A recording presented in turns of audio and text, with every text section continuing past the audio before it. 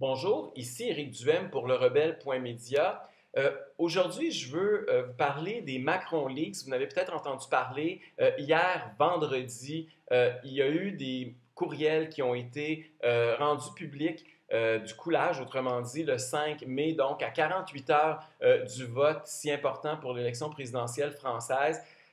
Évidemment, quand il y a des documents comme ceux-là qui sont rendus publics, il faut faire excessivement attention pour valider l'authenticité des documents. Ce n'est pas toujours une mince tâche.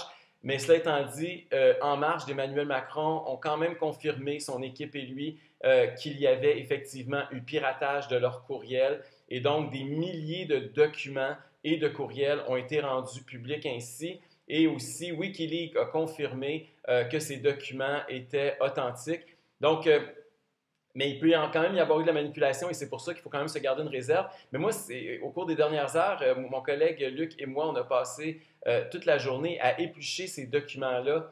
Et je veux partager avec vous certaines des découvertes qu'on a faites. D'abord, au sujet de l'immigration et de la place de l'islam en France, on a trouvé deux documents qui sont d'intérêt. Le premier, c'est sur la réorganisation de l'islam de France. C'est un document de 6 pages qui est signé par Pauline Mettet où on dit que les pouvoirs publics en France se proposent de gérer l'islam par la fondation d'un islam de France et on donne des avis généralement favorables sur 6 sujets en particulier. D'abord, la création de la Fondation pour l'islam de France.